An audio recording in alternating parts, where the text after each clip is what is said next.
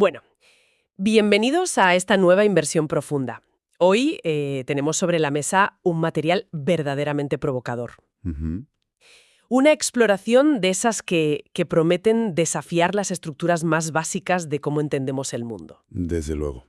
Vamos a sumergirnos en los extractos de un documento bastante denso titulado La guerra que el enjambre necesita. Naciones, religión y el mundo que nunca llega.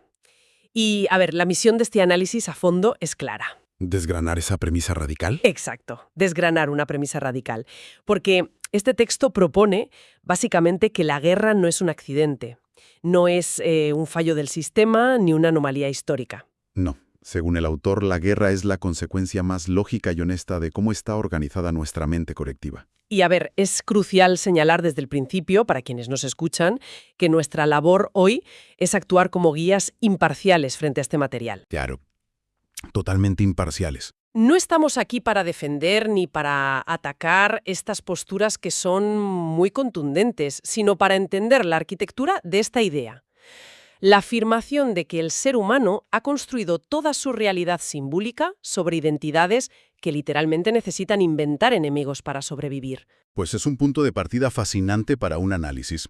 El texto nos invita a poner bajo el microscopio esa estructura psicológica que se esconde detrás de las banderas y de los dogmas. Ujú. La tesis central que plantea el autor sostiene que mientras exista un yo individual que se percibe absolutamente separado y un yo colectivo estructurado en forma de nación, ¿Ya? y un yo metafísico organizado como religión excluyente o pueblo elegido, Ujú. pues el conflicto armado no es una posibilidad remota. Se convierte en una consecuencia matemática. Eso es. El documento utiliza una imagen muy potente para ilustrar esto. Afirma que pretender alcanzar la paz mundial sin atreverse a cuestionar el concepto mismo de las naciones, las fronteras o las deidades exclusivas es exactamente igual que querer curar el alcoholismo sin soltar la botella. ¡Madre mía! Es decir, el texto argumenta que intentamos cambiar el resultado final sin alterar en absoluto la causa fundamental que lo produce. Vale, vamos a desgranar esto con cuidado porque el texto arranca golpeando directamente a lo que hoy en día consideramos la gran solución, el pacifismo moderno. Sí, entra fuerte ahí. Y aquí es donde el autor lanza su primera afirmación realmente incómoda. Describe el movimiento pacifista contemporáneo no como una cura real, sino como una simple válvula de escape. Una válvula donde el enjambre grita, se agota y vuelve a casa. Exacto, lo ilustra de una manera muy gráfica. Habla de las marchas, de las pancartas, de los hashtags de solidaridad en redes sociales. Describe cómo este enjambre colectivo se organiza, sale a la calle, grita consignas durante una tarde entera, se agota emocionalmente y luego vuelve a casa a cenar. Y la multitud siente que ha hecho algo históricamente importante. Claro, sienten que han cumplido con su deber moral. Pero la gran ironía que subraya el documento es que la fábrica de la guerra, la estructura real e institucional que la produce, permanece absolutamente intacta. Y fíjate que aquí es donde el texto nos pone delante un espejo bastante difícil de mirar. Ujú. Sugiere que muchos de estos movimientos masivos no son realmente expresiones de una paz profunda o de un cambio de conciencia, sino más bien expresiones de frustración politizada. Espera, un momento. ¿El texto realmente está equiparando a alguien que marcha pacíficamente por la calle con alguien que ordena un bombardeo o diseña una estrategia militar? A simple vista suena durísimo. A simple vista, para la audiencia, eso suena casi a un insulto hacia los movimientos pacifistas. ¿Cómo justifica el autor una afirmación tan extrema? Pues es una pregunta clave, y el autor lo justifica yendo a la raíz psicológica. A ver. El documento argumenta que la persona que protesta en la calle a menudo alberga en su interior la misma agresividad, la misma ira y la misma intolerancia hacia el que piensa distinto que aquellos que tienen el poder de apretar los botones para lanzar misiles. O sea que no hay diferencia real en el fondo. Según este análisis, no. No estamos presenciando estallidos de un nivel superior de humanidad, sino estallidos de egos colectivos heridos chocando entre sí. Ya. En el fondo, el texto sostiene que el patrón mental es idéntico en ambos extremos del espectro. El belicista está plenamente dispuesto a matar por imponer su idea de orden al mundo. Mientras que el pacifista radical, desde la perspectiva del autor, está igualmente dispuesto a destruir o silenciar al otro por imponer su idea de paz. Exactamente. La energía destructiva es la misma, solo cambia la justificación moral. Visto así, es una bofetada a muchas ideas preconcebidas. Totalmente. El nivel de conciencia, según el documento, no varía en absoluto, solo cambia el disfraz. Y aquí entra en juego un concepto del que habla el texto que me parece brillante para entender esta dinámica: la figura del ventríloco colectivo. ¿Ah, sí? ¿El ventríloco? A ver si lo entiendo bien. El autor argumenta que esta especie de voz del sistema simplemente defiende su narrativa cambiando la etiqueta exterior para adaptarla al gusto del consumidor de cada época, ¿verdad? Exactamente. Es como cuando una empresa de comida ultraprocesada se da cuenta de que las ventas bajan. Y le cambia el envase. Eso es. Cambia el envase a un color verde cartonio y le pone la etiqueta bio o natural para seguir vendiendo. Pero el producto tóxico que hay dentro es el mismo. Es exactamente el mismo, pero el consumidor se siente moralmente superior al comprarlo. Según el autor, el ventríloco colectivo hace lo mismo con la maquinaria del conflicto. Puede llamarlo seguridad nacional. O paz para el pueblo, intervención humanitaria, justicia histórica, defensa de la democracia. Las palabras cambian en el escaparate luminoso, pero la estructura mental subyacente, ese juego primitivo y eterno de nosotros contra ellos, de yo contra el otro, no se altera lo más mínimo. Claro, por eso el autor llega a la conclusión de que se puede empapelar una ciudad entera con carteles de no a la guerra y no servirá de absolutamente nada a largo plazo si esos mismos millones de personas siguen identificándose profundamente con una bandera, con un himno o con una causa excluyente. La protesta puramente emocional, dice el texto, funciona como una aspirina. Sirve para tranquilizar la culpa temporalmente, pero no arranca el tumor de raíz. Así es. Lo fascinante aquí es cómo el documento transiciona de esta disección del pacifismo hacia la deconstrucción de un pilar aún mayor, el concepto mismo de nación. El texto define a la nación, y cito textualmente, como el yo ampliado a un mapa. El yo ampliado a un mapa. Es decir, el mismo mecanismo psicológico, a veces infantil, que hace que un individuo diga yo soy esto, tú eres aquello y lo mío es mejor. Lo reproduce la bandera, pero a una escala gigantesca y fuertemente armada. Para que una nación exista conceptualmente, necesita trazar irremediablemente una línea en el suelo que separe el dentro del fuera. Requiere declarar un nosotros para poder señalar a un ellos. Es como un equipo de fútbol. Un equipo de fútbol no tiene sentido, no es nada si no hay otro equipo contra el que jugar los domingos. Buen ejemplo. Y para sostener esa ficción, esa línea imaginaria trazada sobre la Tierra, el texto detalla cómo se inventa toda una historia que pasa a ser considerada intocable y sagrada. Un relato escolar lleno de héroes, fundadores, de mártires, de agravios históricos que no se pueden olvidar jamás y de glorias pasadas. Todo esto conforma un cóctel intergeneracional de orgullo, de miedo y de odio hereditario que se transmite desde la infancia. Totalmente. Y el punto crucial al que llega el autor es que ninguna nación tiene la capacidad de ser ella misma si no se diferencia radicalmente de otra. El contraste es literalmente su oxígeno. Si el mapa no tuviera otros colores, si no hubiera otra entidad política con la que compararse, con la que disputar un río, o a la que señalar como amenaza potencial para cohesionar a la población interna, el concepto mismo de ese país se desmoronaría. Por lo tanto, el texto lanza otra afirmación tremendamente audaz. La idea de paz duradera entre naciones es internamente contradictoria. Es un oxímoron. Menuda afirmación. O sea, el texto defiende que si hay naciones, tiene que haber guerra, por pura definición. Según la lógica del documento, sí. Si la propia identidad de la nación se alimenta de marcar la diferencia con el vecino, la guerra no es un fracaso de la diplomacia. ¿Qué es entonces? Es simplemente la versión llevada a su extremo más físico y lógico de esa necesidad de diferencia. Es la diferencia administrada a través de la violencia militar. Los tratados de paz y las alianzas bajo este prisma tan crudo no son la paz real. Son simplemente pausas tácticas, momentos para recargar munición y reorganizar la economía entre conflictos inevitables. Exacto. Y eso nos lleva a la metáfora visual más potente de todo este análisis, al menos para mí. El texto habla del miedo atávico casi primitivo que tiene la mente humana a imaginar lo que llama un mapa sin colores. La Tierra como un solo territorio. Es fascinante pensar en la perspectiva de un astronauta, por ejemplo. Cuando alguien sube a la Estación Espacial Internacional y mira hacia abajo, no ve líneas punteadas separando Francia de Alemania, ni fronteras pintadas de colores. Ve un solo trozo de roca flotando en el espacio. Pero el documento expone que la resistencia masiva a visualizar a la humanidad sin banderas o a ver el planeta Tierra simplemente como un territorio ininterrumpido no se debe a que sea logísticamente imposible de organizar. No, en absoluto. La verdadera razón de este rechazo visceral, argumenta el autor, es psicológica. Si aceptáramos ese mapa sin colores, el enjambre, esa mente colectiva a la que nos referimos, perdería instantáneamente su juguete favorito y su principal fuente de identidad. Perdería de golpe el derecho legal y la justificación moral bendecida por el Estado para matar o para morir en defensa de una línea completamente artificial. El vacío de identidad que eso generaría aterra tanto a la mente colectiva que prefiere seguir enviando generaciones a la guerra antes de soltar esa ilusión de separación. ¡Qué locura! Y si la nación divide el plano físico, el texto aborda inmediatamente el segundo gran motor de división. Y advierto a la audiencia que aquí la exploración se adentra en aguas aún más delicadas. Sí, aquí hay que mantener la perspectiva analítica. El documento entra a diseccionar con bisturí el papel de la religión organizada.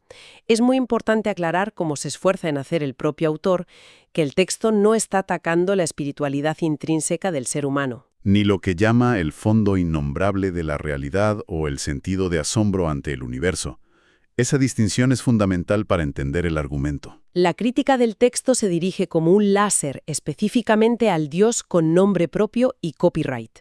Al Dios que tiene representantes oficiales en la tierra, que traza fronteras doctrinales claras sobre quién se salva y quién se condena, y sobre todo al Dios que se adjudica históricamente un pueblo elegido. Y una cita en los extractos que estamos analizando que francamente resume toda esta postura de forma lapidaria y que da mucho en lo que pensar. Dice así: la nación sacrifica cuerpos a la bandera, la religión sacrifica conciencia a la doctrina. Es una frase durísima. Sacrifica conciencia a la doctrina. Y aquí es donde el texto desgrana las tácticas de ese ventríloco colectivo que mencionábamos antes, y lo divide en dos figuras clave: los políticos y los sacerdotes. Según el autor, ambos actúan como administradores profesionales del miedo, pero se reparten el mercado en jurisdicciones distintas. Es casi como si hubieran montado un monopolio, ¿no? Es una analogía muy acertada. Según el análisis del documento, los políticos o líderes de Estado se encargan de gestionar, potenciar y capitalizar el miedo al enemigo externo, es decir, el miedo a los bárbaros, a los otros que vienen de fuera del mapa, a quitarnos nuestro modo de vida. Los líderes religiosos e institucionales, por su parte, administran una jurisdicción aún más íntima: el miedo al enemigo metafísico. Llámese la ira divina, el concepto del pecado original, el infierno, el karma negativo o el castigo en el más allá. Entre ambas figuras, argumenta el texto, se reparten el control absoluto de las emociones humanas más profundas y paralizantes: la culpa, la vergüenza, el sentido de deuda existencial y, por supuesto, el lucrativo negocio de ofrecer eternas promesas de seguridad futura. Es una coreografía de manipulación que el documento describe como impecable y perfeccionada durante milenios. La estrategia base, según entiendo del texto, consiste en convencer al individuo desde que es un niño de que su propio organismo, su propia intuición y su propio juicio moral son inherentemente defectuosos y no son de fiar. El mensaje sutil, y a veces no tan sutil, es que tu deseo propio es sospechoso, que tu inteligencia individual jamás será suficiente para entender el mundo complejo. Y que tener una conciencia verdaderamente autónoma es no solo arrogante, sino peligroso para el orden social. Claro, y una vez que has logrado crear ese vacío inmenso de confianza personal en el individuo, una vez que le has convencido de que está roto o incompleto, la institución le ofrece inmediatamente la solución externa preempaquetada. La nación le otorgará la protección física y el sentido de pertenencia que le falta. La Iglesia o el dogma le garantizará la salvación espiritual que no puede alcanzar por sí mismo. El líder carismático tomará las decisiones adultas y difíciles por él. Y el manual ideológico le dictará sin que tenga que pensar mucho qué está bien, qué está mal, a quién hay que odiar y a quién hay que amar. Es un secuestro total de la agencia individual, y el resultado dramático de esta dinámica de dependencia es lo que el autor llama la delegación masiva de la responsabilidad. Es como si externalizáramos nuestra brújula moral a una corporación. El texto utiliza un término muy moderno para describir a estos millones de individuos. Los llama bots humanos. Bots humanos. Personas que han renunciado voluntariamente a su responsabilidad de pensar y sentir por sí mismas, sometiéndose a estructuras que en última instancia solo existen en la imaginación compartida de la sociedad. Y las consecuencias de estas renuncias se ven claras cuando estalla el conflicto. De este modo, cuando la maquinaria declara la guerra, el político argumenta frente a las cámaras que el sacrificio de miles de vidas es estrictamente necesario por la patria. El líder religioso asegura desde el altar que es una guerra justa o una voluntad divina. Y esos millones de bots humanos marchan hacia la carnicería, hacia el desastre más absoluto, genuinamente convencidos de que están cumpliendo con un deber moral elevado. Cuando bajo la lupa fría de este texto, lo único que están haciendo es obedecer ciegamente los espasmos de un enjambre que carece por completo de verdadera conciencia.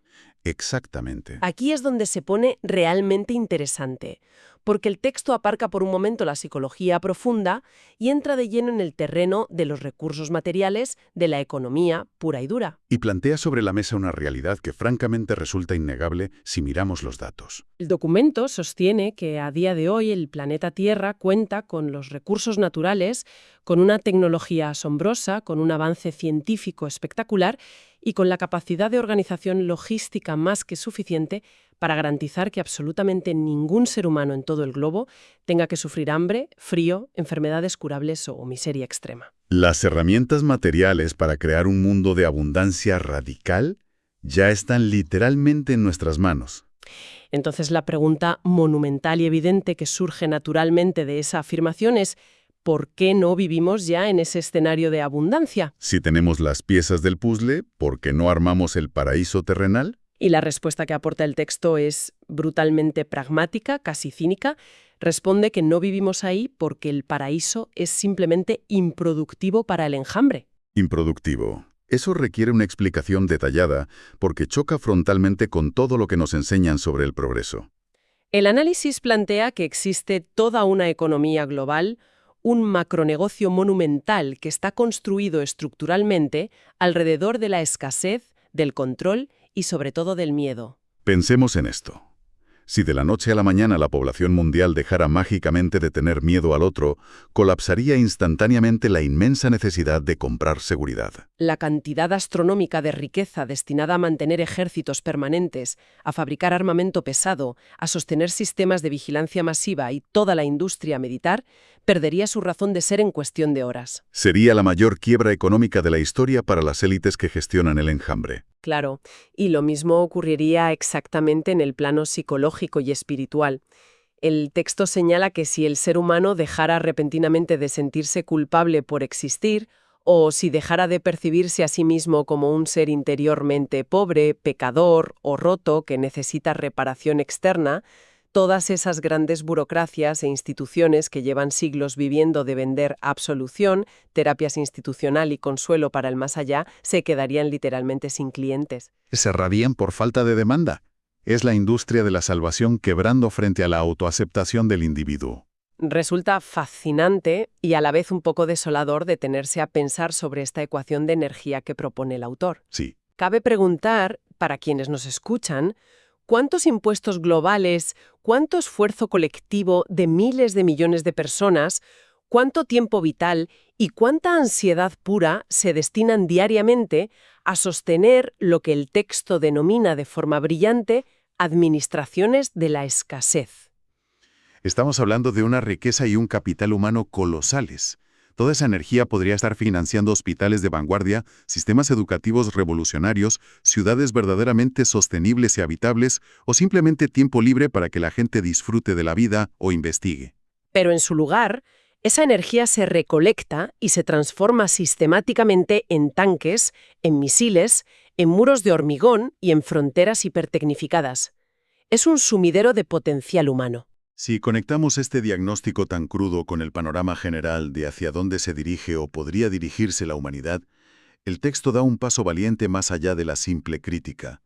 Empieza a perfilar, aunque sea a grandes rasgos, cómo sería abandonar esta estructura mental paralizante. Habla del fin del yo colectivo y propone como alternativa la figura del ser humano sin apellidos institucionales.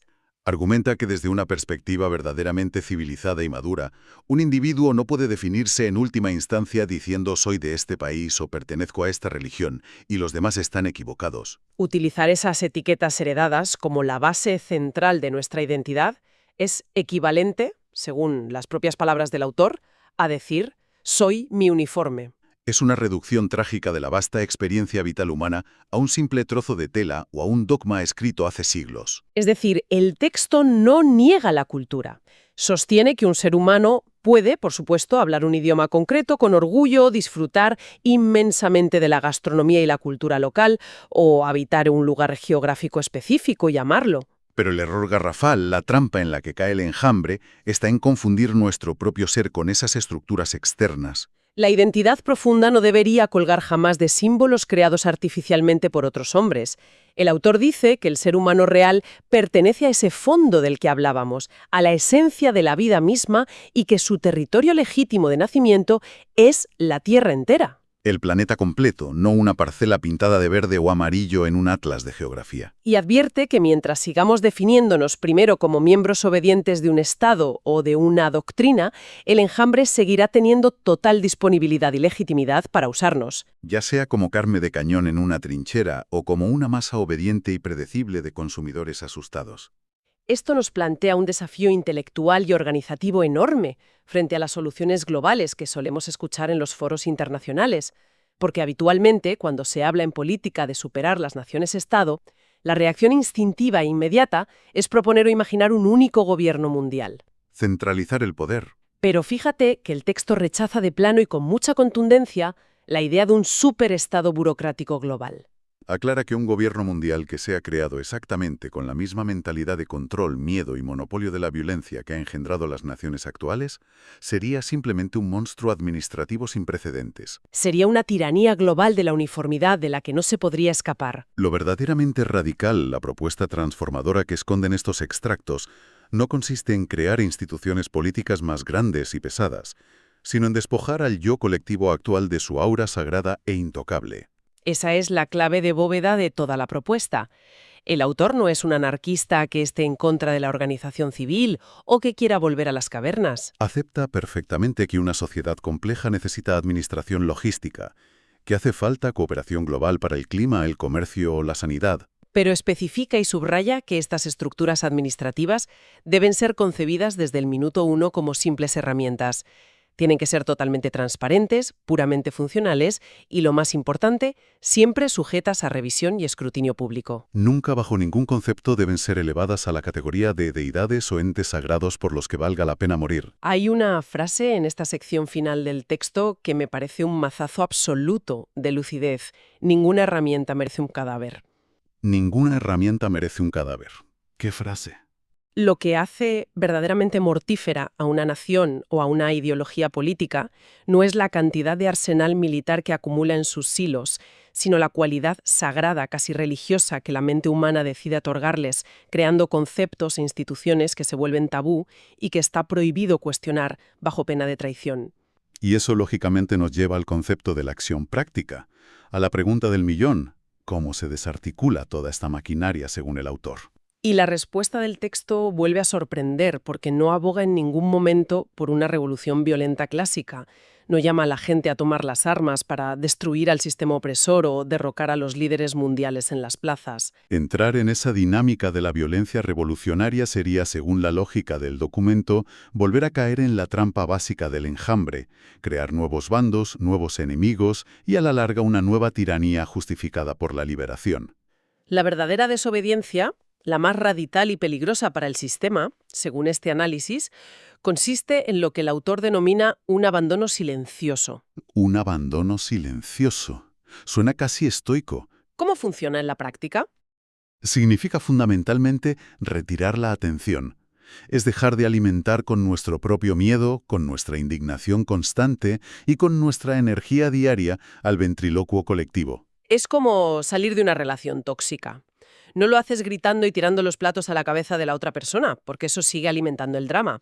Lo haces simplemente haciendo las maletas, saliendo por la puerta y cortando el contacto. Es el acto profundamente íntimo y a la vez revolucionario de expulsar a los dioses institucionales, a las banderas y a los estados sagrados del único lugar donde realmente tienen poder real de jurisdicción, la propia mente del individuo. Si nadie se cree el cuento se acaba. Así de simple y así de complejo. Entonces, para ir recogiendo todas estas piezas, ¿qué significa todo esto a modo de conclusión general?